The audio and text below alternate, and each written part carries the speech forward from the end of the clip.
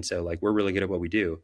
Other people are really good at what they do too. So we want to put our heads together and we want to make it 1+1 is greater than 2. So we lean into the advice and insights of our franchise owners very heavily. And it's a huge part of our system. And yeah, again, it's baked into our DNA where it's like, again, I happen to be the face of the company as the CEO of the brand, but I'm a really small part of it. And it's the team that makes it so great. Yeah, I get to be privileged in the seat that I sit in and listen to all these great ideas and, help boost the ones that I think are the best. Ultimately, most of the ideas don't come from me. They come from our team.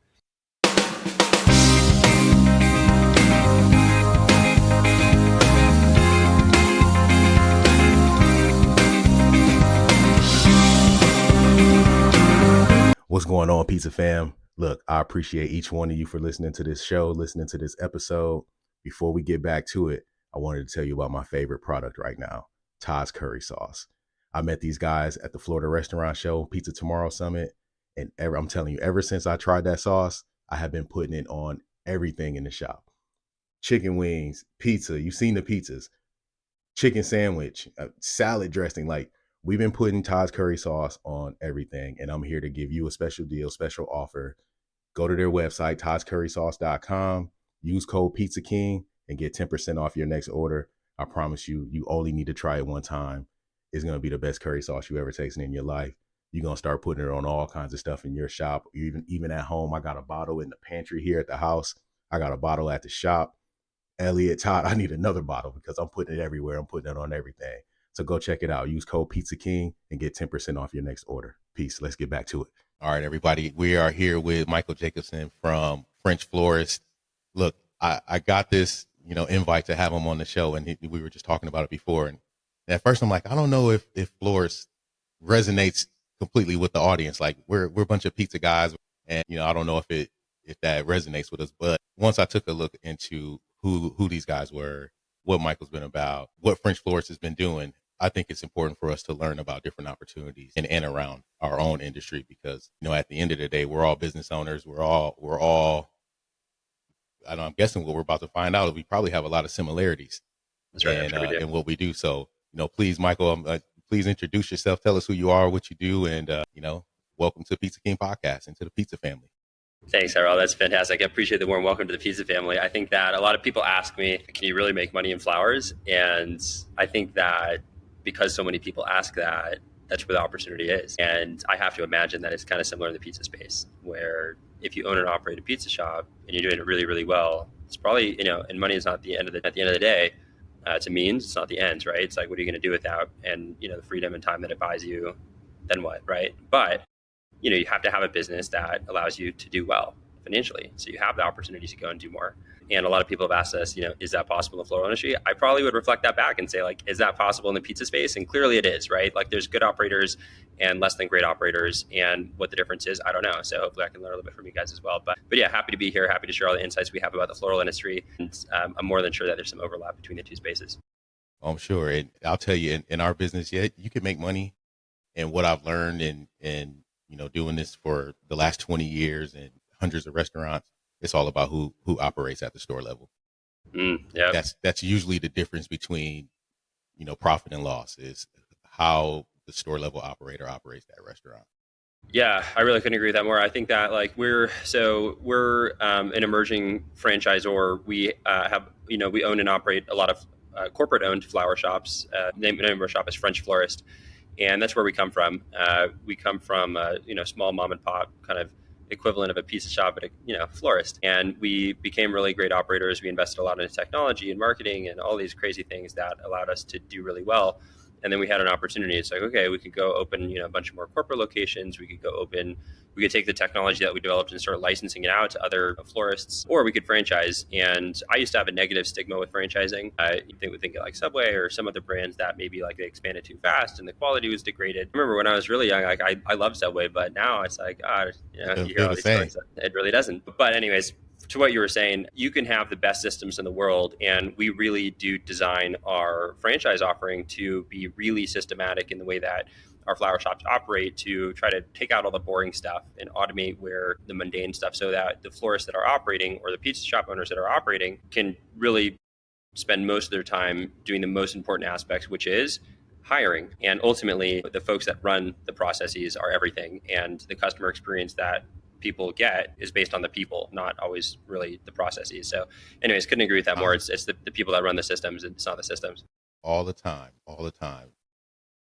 It's funny you say that because that is totally my thing. It's I always tell my leaders that I train, look, your job is to take care of your team, and your team will take care of the guests, and the guests will reward you with their repeat business. But if your team hates being there, who wants to spend their money in a place like that? Yeah, totally. And it's unbelievable. Like if you look at, I have a friend who just started working with a kind of fast casual hamburger joint in close to downtown LA. And it's really up and coming. And what the difference is when I walk in there, at least, is that the staff are incredible. And there's this halo effect that comes with amazing service. I can see that he's on the management side and he has a team that's working under him. And he's like just one of the most empowering, nice guys that I know. And so like clearly he's doing something right. And the way that he, looks at it is, look, if you guys treat this customer really, really well, there's going to be a halo effect where they're going to tell their cousins, they're going to tell their mothers and fathers, and maybe they operate a business and they're going to do a catering thing, and that could lead, and then they, their friend has a great experience, and then their friend has a great experience. That chain effect, and like all of a sudden you have this really cool buzz that's around this little shop, and maybe it's not so little anymore after a couple of years of operating in that halo effect of like what one employee has the ability to do. So anyways, as a manager or an owner of a business, yeah, that's definitely not to be understated, is like to empower your team to, have that mindset as well. That's spot on. Team experience wins every time. Yeah. So tell me, how does that work in your business? And well, also, how many locations do you guys operate, and how many franchise locations are there? Yeah, so we have 4 locations right now. We've opened 3 franchise locations on top of that, and we are expanding to as many as 15 additional locations in 2025. So yeah, we have a lot of inquiries coming in for folks that want to franchise with us. We're saying no more than we're saying yes right now. Talking about people, it's especially because we're in the early phases of franchising. We have great unit economics and the financials look good, and systems and technology are the best in the space. And so we're lucky to be in the position that we are, where we have a lot of folks that want to open with us. But it's a two-way street, right? We need to make sure that they're a great culture fit, and that is going to be a great partnership. It's a little bit like dating, where we're gonna, especially the early ones. Especially the early ones, yeah. Because as soon as we sign the agreement, it's not dating anymore. Like we're married, and we better love who we're working with. So it's just slow and steady progress on how many we're opening next year. Are they all in West Coast? Are they all California, West Coast locations right now? We are really focusing on kind of Southwest US. We are working with, we're also pursuing a very special type of franchising called conversion franchising. So if it's an existing flower shop that wants to kind of take themselves to the next level and join the French Florist family, that we have the ability to go have a little bit of flexibility and go outside Southwest US. So we have some folks in Denver, we have some folks in Florida, we have some folks in Illinois that are really promising candidates. So if you want to open a unit from the ground up, yep, for 2025, it's just Southwest US. But for an existing florist, we're working with the South. What's it cost to open a unit? Yeah, so for a startup, if you're opening this thing up from the ground up, including the franchise fee, including literally everything, like the first 3 months of operating, the payroll and rent and everything, it starts around $155,000, and then it can go up from there too. It depends on how high of rent you're paying. If you want a corner building with a lot of walk-in traffic, how much you want to spend on signage. If you want a 3,000 square feet unit versus a 1,000 square foot unit, it ranges. Right now, the last build was around 185,000, and that includes the franchise fee, like everything, all fixtures, furniture, everything, all in. What's the ideal unit size? Like, what kind of size are you looking for? Yeah, it's a great question. So we try to target around 1,500 square feet. We have some locations that are 1,000 square feet. We have some that are 2,000. We have really felt in our experience that 1,500 square feet is perfect. Our units do, we are historically, we've never launched a unit that's done less than 900,000 in revenue in the first year. So these units take off pretty quick. In about 1,500 square feet, you could do about $2.5 million out of that location before you kind of outgrow it. So you do hopefully about $1 million in the first year.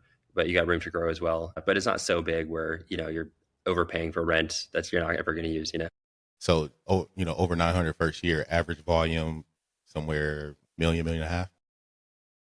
Yeah. Well, we have one shop that's doing north of 10 million in revenue. So the averages are kind of skewed.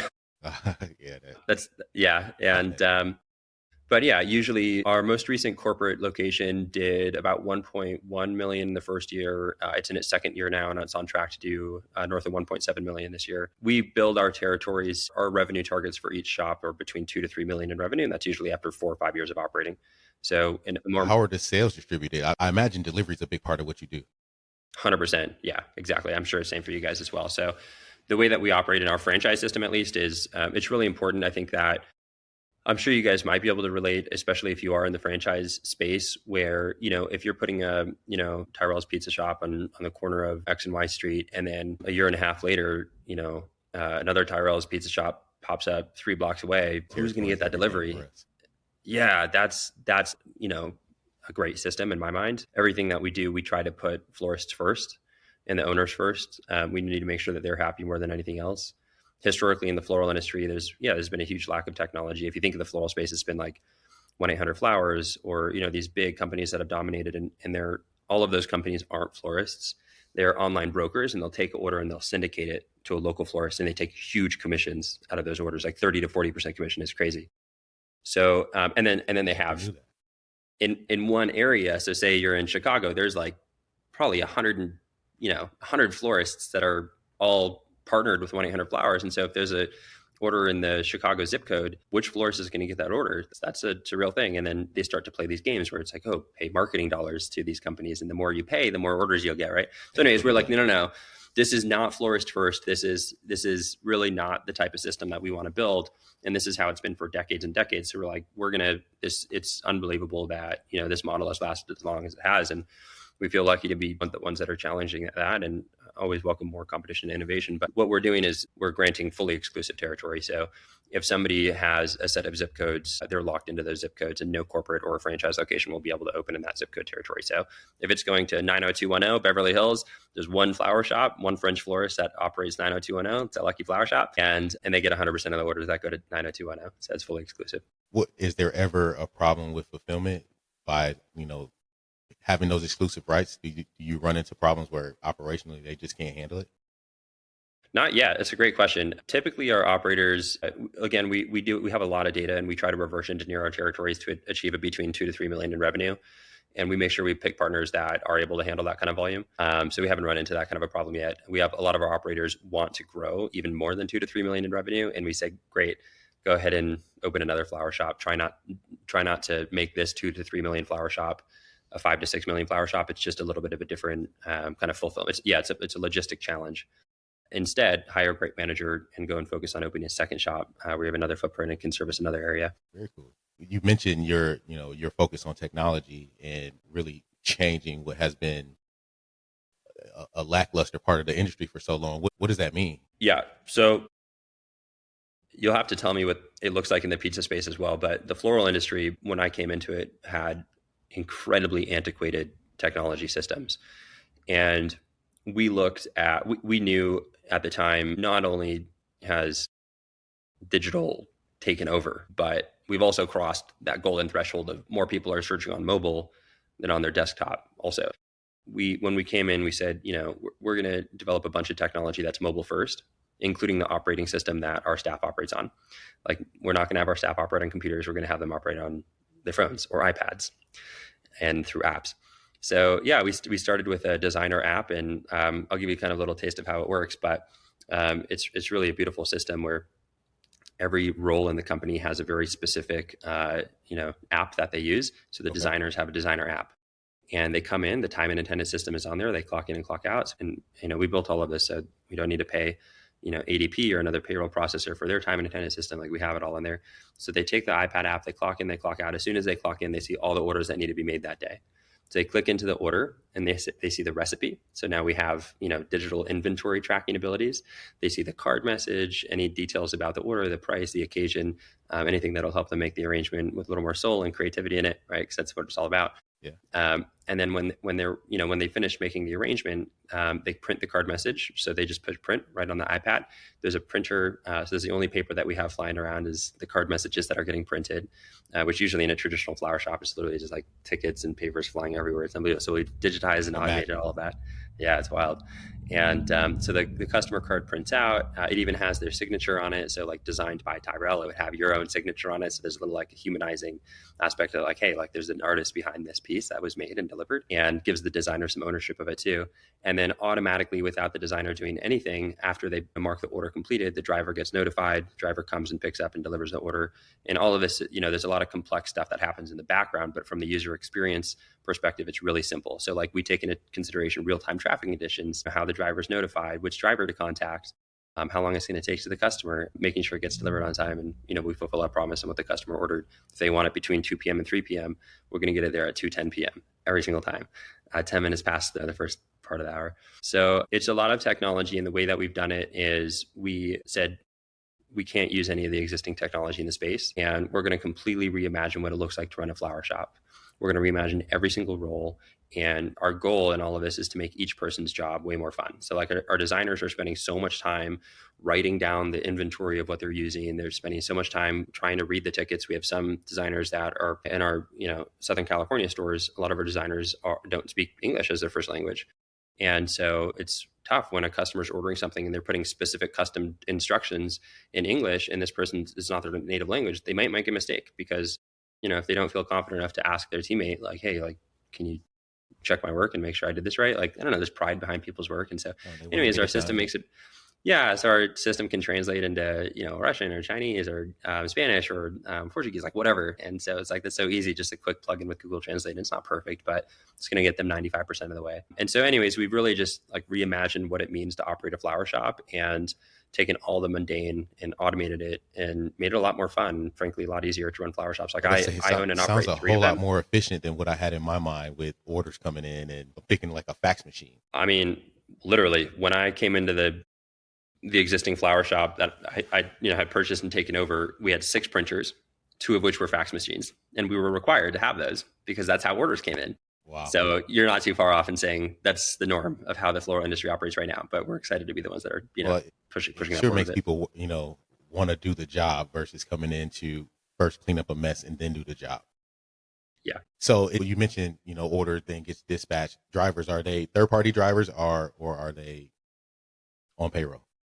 Yeah, it's a great question. We have shops that do both or one or the other. So more and more we have shops leaning into third-party delivery service providers, DoorDash and Uber and, all of the other third-party DSPs have opened up their APIs and allowed us to plug into them and get real-time quotes and, allow the DSPs to kind of take that over. And so it's expensive to have your own delivery fleet. We have some shops that do it and some shops that don't. I think it's, kind of up to the owner and whatever makes sense. We have, one shop where insurance premiums are just really high in California, right? And so we do a lot more delivery service providers in California. Another state, cost of labor might be a little bit less, and it's, a little bit nicer maybe for the recipient if they have a driver who's dressed in the nice kind of French Florist branding stuff and they're coming in a wrapped vehicle. It's a little bit more experiential. And so it's a choice. It's a little bit of a financial cost benefit analysis. If we can have in-house the model drivers, allows for both ways. It does. And we have some shops that do both. Like if, say, we have one shop that's doing about 30 deliveries per day, about $150 average order value. So it's a more premium product. And a driver can usually take about 20 or 22 deliveries in a day. And then so they'll have their in-house driver do as many as, he or she can. And then any overflow, they'll, put out to a delivery service provider. So both are totally no problem. That's pretty cool. How does corporate support those franchise units?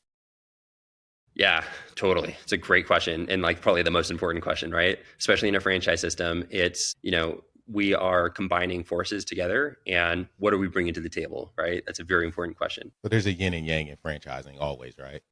100%. Yeah. We can't do it without our franchise owners through and through. And they could probably do it without us, but we think they could do it a lot better with us. So that's the sell, right? And we really provide 3 main things. The list is, hundreds of items long on what we're able to provide, but the 3 main buckets of support that we have, the first one is the technology. So, we've owned and operate and built and it's a fully proprietary technology that nobody else has in the industry. We've had a lot of florists want to use our tech. We're keeping it in-house for our French florist owners as a competitive edge.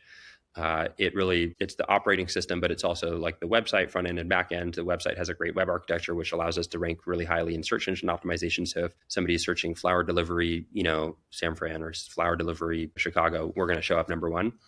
And the web architecture that we have is really important to that. We've done a lot of conversion rate optimizations, a whole bunch of really interesting tech stuff, a lot of mobile, first stuff. We have a mobile app, we have loyalty programs, the list goes on and on. Talked about the designer mobile app. So they get full access to all of that. The second thing we're really good at is supply chain. Everything that we do is really florist first. And so we don't require the florist to purchase all of the flowers and hard goods through us. They don't have to, they can purchase through anybody they want.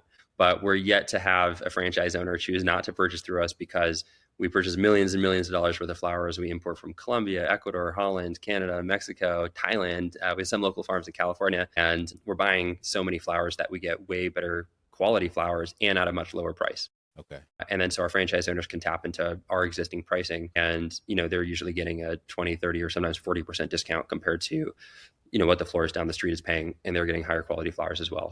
We're really good at the supply chain and allow them to tap into that. And then the third bucket of support is, okay, great. You have great technology. You have great supply chain. Cool. It sounds like I have a great running store. How do I get my customers? Right. Yeah, we need marketing. Yeah. So the third bucket of support is we are really, really good at increasing order volume. So there's a lot of factors that go into that. Search engine optimization and organic, traffic is really good. But once you acquire that customer, whether it's through organic or a paid channel, what are you doing to retain that customer and build loyalty? How do you build an emotional connection with them and a lifelong relationship with them? So we've gotten really good at that as well, doing some outside the box, surprise and delight things. Every first time customer gets a handwritten note from the local owner, and all of that. Those handwritten notes are written by robots, as it's fully automated.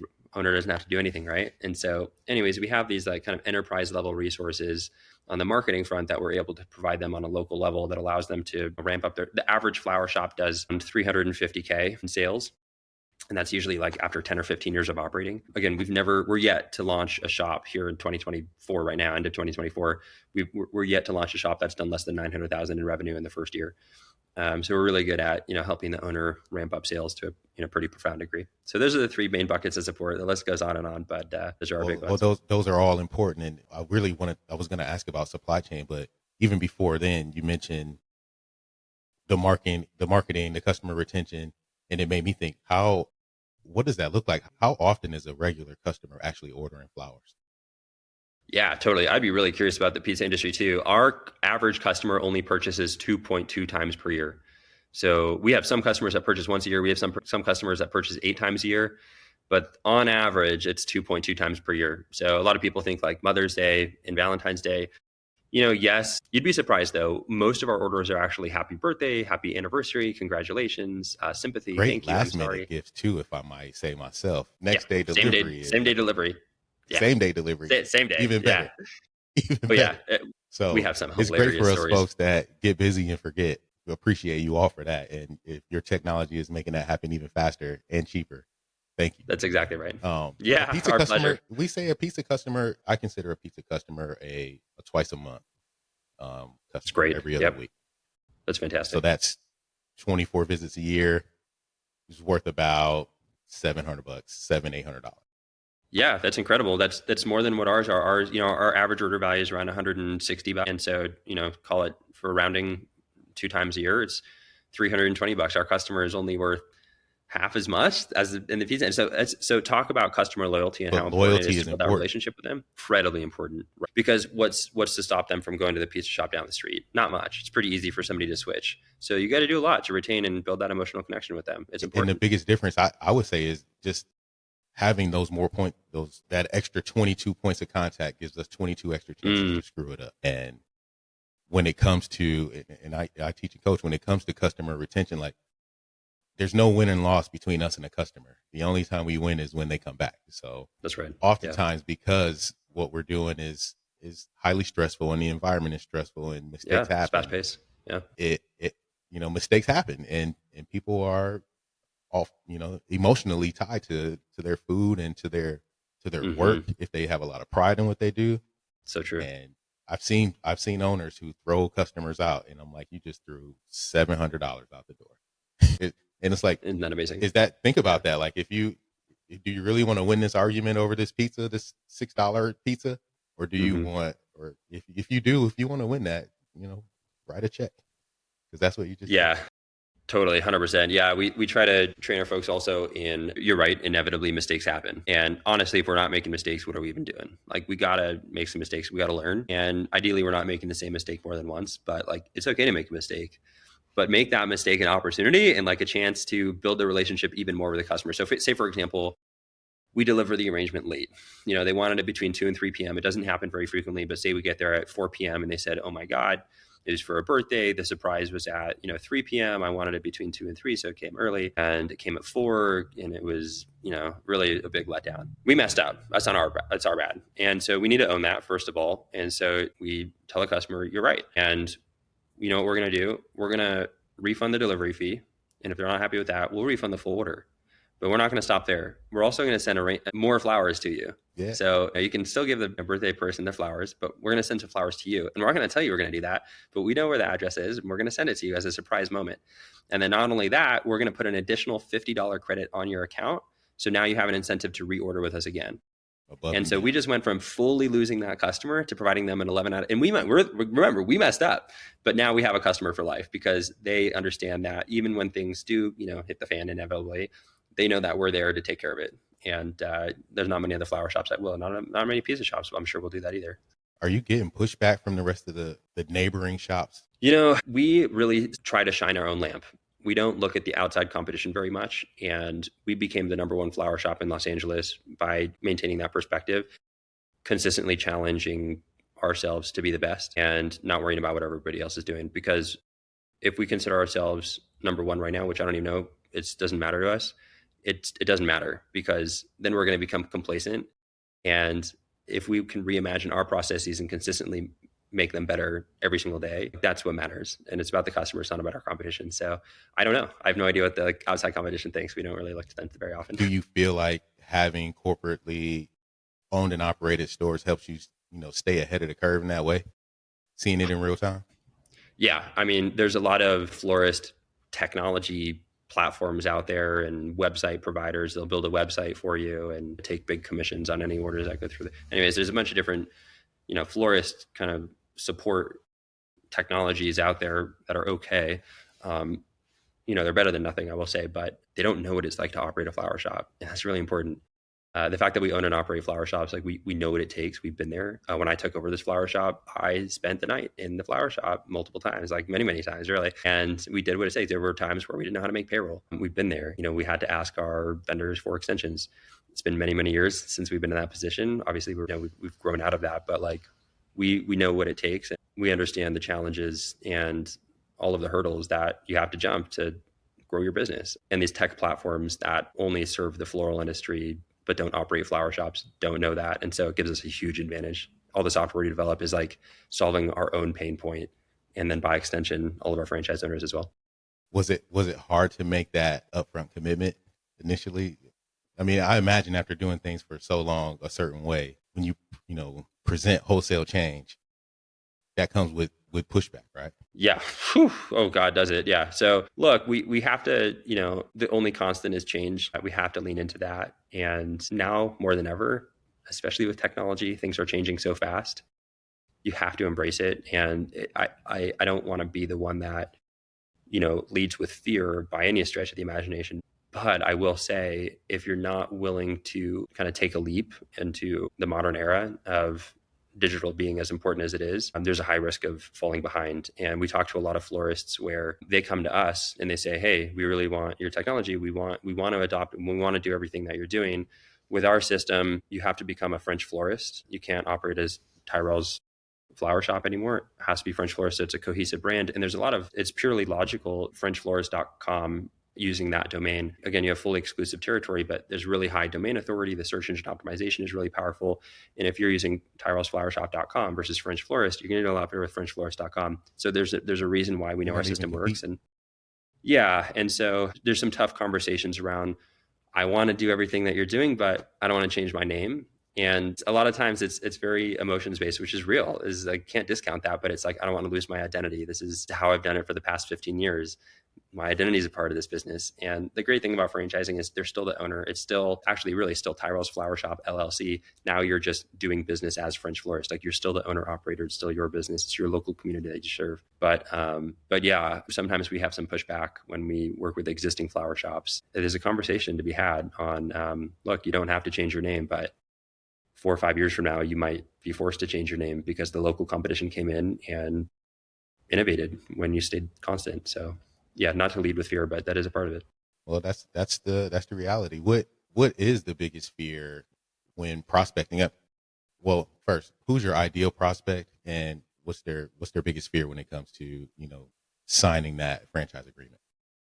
Yeah, totally. Look, like our unit economics are really good. We have an incredible leadership team. I'm a very, very small part of our team, and we have incredible folks. I talk about the people are what makes up the business. And so when people come in and talk to us, I feel like we're able to instill a lot of confidence in what we're doing. We have an amazing track record, and we're not slowing down anytime soon. We have to innovate and to push the boundaries and to never settle and provide an 11 out of 10 experience and go above and beyond. Like all the things that we've talked about, they're a part of our DNA and our culture. And when people come and visit us, they see that, and the numbers speak for themselves. But anytime you make a big decision, no matter how much information there is, you still have to take the leap.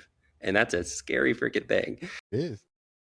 It is down to we're humans, and there's emotions behind our decisions. And a lot of times we lead with our emotions. We all do, whether we like it or not. And we try to back it up with logic, but it's the emotional piece to it where it's always the challenging part is like, if somebody's willing to take the leap, great. And honestly, to run a business, you all know you have to make a lot of decisions day in and day out. And if somebody takes too long to make a decision or make that leap, they might not be the greatest business owner. So we like I said, a lot earlier, it's a two-way street on the evaluation.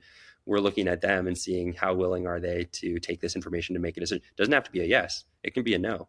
But if they're able to be stuck on a maybe, they're probably not going to be a great business owner. How decisive they are and how quick they can make a decision based on the information that they have. We like to see that they're able to make decisions quickly. So yeah, no, it's a very interesting. We look for folks that are really passionate. They're in it for the right reasons. Look, we understand that financials are a very important part of life, but we really look to understand like, okay, Tyrell, you're operating 30 pizza joints. You're making, $1 million in take home income. Your kids are really happy. And then what? Like, what are you going to do with, maybe your kids have gone to college now. You have more time on your hands. You have all the money that you want. Then what? Like, that's the stuff that I want to get into. And if somebody's doing it purely for the money, you can make money in the floral industry. You can make money operating a pizza joint, but I want to understand, like, where are your values? Where do you want to spend your time? What do you want to do on this earth? And like, I like to dig a little bit deeper and understand. So we look for people's why. It's kind of the simple way of saying it. Okay. Why are you doing this? And we want to make sure that they're aligned with, living a life, not necessarily, fully dedicated to service, but that they want to do something good and positive with their lives, that they want to kind of fulfill their own potential that they have, and that there's more to it than just we want to make sure that the financials are a means and not an end. It's like, okay, once you have the financials, like, what are you going to do? And don't get me wrong. Like, if you ask me that, I'm going to say, if money is no object, which, again, it's important that financials are solid in everybody's life, but fun is a huge equation to it. If somebody comes to me, like, I would say, like, I want to go and travel. I want to go and, surf and do all these crazy things. That's not a wrong answer. That's totally cool. I think, like, operating this business, you should be having fun. And if you're not taking a 3-week vacation to Japan or France or Hawaii or like wherever you want to go, like, what's the point? So it's all about I love it. Freedom and, time and, all we have is now. Yeah. But if they're making a decision that's like fully out of greed and whatnot, I don't know if they're able to provide an exceptional customer experience. Anyways, we look for the deeper reasons and make sure that's aligned with, ultimately the consumers are the ones that get to show us who wins. It's not up to us. It's not up to our team. It's the customer that gets to decide who wins. So, we're just looking for folks that their why is aligned with basically providing a great customer experience. I like it. It sounds like you're an extreme sports kind of guy too. I grew up near the ocean. I grew up surfing. So the water is definitely my element. But otherwise, if you put me on anything else, any other mountain climbing or even like skiing, snowboarding, you're not going to want to see it. I like a good challenge, but as I'm getting older, I'm realizing that it's just not there anymore. Yeah, swimming is great. I picked up swimming recently, and I picked it up because I think, like, as years roll through, I think it's just very therapeutic. And anyways, it'll be interesting. So what's the future like for French Florist and the florist industry in general? Yeah, we're really excited for it. I think there's a lot of people that are struggling in the floral industry. There's 30,000 flower shops across America, and more shops are closing down than ever before. And so it's a weird environment. I say it's weird because more shops are closing down than ever before, but the industry is growing. And so, like, how does that make sense? And so when you look closely at it, all that it means is the best players are doing the best and they're winning, and the worst players are kind of dying out quicker than ever. So there's a consolidation happening, and we just want to make sure that the local florist is not kind of shut down by huge corporations and the Amazons out there. We like that the industry is mom and pop owned. There's a special feeling in the floral industry that there's no one player that has the crazy dominant market share. And through franchising, it's a really powerful program where everybody stays the owner of the program. They're getting access to what a huge corporation would be able to do, but on a hyper local level with actual real owners that are contributing to their actual communities. So I hope, and that's the goal of what the future of the floral industry is that the dominant market player in the floral space is a franchise system, and not with huge investors or anything like that are coming in and owning like 700 shops. No. We're only awarding single unit owner operators. If the owner does really well and we have a great time working together, sure, open up a second shop, maybe open a third shop, but that's pretty much it. So no territory agreements just yet? No developer agreements, nothing like that. Yeah. All right. How much input do you take from the franchisees? Oh my God. I mean, talk about how, in a great franchise system, I think amazing ideas come from the franchise owners, and the best ideas will bubble to the top. So we're putting in something in place called the Franchise Advisory Council, and we'll have as many as 13 franchise owners on that council that represent the system at large. And so it's a great structure on how that works, and ideas get to be contributed to the Franchise Advisory Council. 1 year term, 2 year term?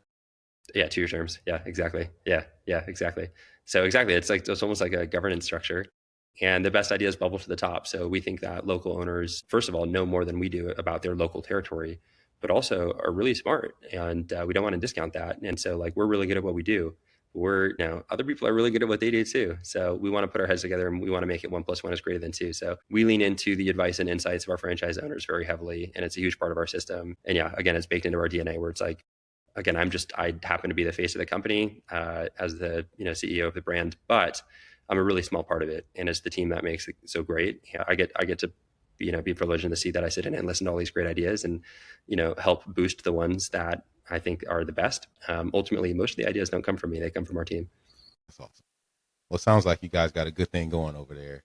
Last question before I let you go. I'm a pizza guy, and you're in San Francisco right now. I'm based in LA based right now. All right. Yep. So, favorite 3 pizzerias in LA? Ooh, okay. Put you on the spot. No, it's totally cool. It's probably one of the hardest questions I'm gonna have to answer all day, because I'm a huge pizza guy too. It's so true. I know. I love Prince Street Pizza. I know they're blowing up. It's really good. I think is that Chicago style pizza? I think so. Yeah, it's really good. I don't want to list one in LA. It's based in New York. It's called La Industry. Based out I think it's in Brooklyn. Yeah, I heard of them. I just saw Alex visited there and did a video. They're like one of the best slices in New York. Yeah, they're really good. So I'm gonna go out to LA, and I have to put them on the list. And then the third one, there's a local one. I think they only have maybe 5 or 6 locations. It's called Demore's, and just the bottom of their crust is so good, and it's like so crispy and so good, and it just like holds the shape, and it's so good. So, all right, they're on my list. They're on my list. Yeah, but if you have any tips or recommendations, you guys are a lot more well versed in pizza, so would love to hear the pizza recommendations. Oh, they'll probably send you some messages. Okay, awesome. Once they hear your list, but no, when I get to LA, man, I can't. We'll have to go get a slice or something together. We'll been doing some restaurant shows, so when we come out again, I'll make sure to hit you up. And absolutely, amazing. Share a slice of pizza. I think probably the world's best date out there is just a really simple slice of pizza and buy some flowers with it. Like what more could you ask for? Works hand in hand. Pizza and flowers. We got a lot of shops with space in our plazas next to us, so I think this is a good opportunity. And again, really appreciate you taking a deep dive with us and just giving us background on your business, your industry, and just the opportunity that it presents. We are not, you asked earlier, you'd like to know what it looks like in the pizza business. We are not that efficient from a technology standpoint. We're oversaturated, and we are underserved. We're overserved with tools and tricks and all of these different things, but no one knows how to use any of it. And no one does use it. So we're overpaying for things that we never use. And I have been interviewing POS companies for the last 2 years. They're all the same. And it's turned into technology as a service model.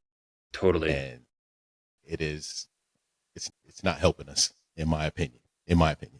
I have a feeling the best technology that's going to, be the winner at the end of the day is one that's developed by a pizza owner and operator, because that's going to be the best software. And the problem is they try to create these one size fits all solutions, and every pizzeria operates so differently, whether it's a slice shop or a heavy casual dining experience or a delivery place. Like, we're all different, but they try to package every solution up. And I get it. It's tough, but someone's going to have to bite the bullet and develop something that's, proprietary and great for what we need. But trust me, I've been looking, and it's driving me crazy because I've gone so far down the road with so many companies, and then you get to the end and it's like, oh, you're going to charge me for every one of those things.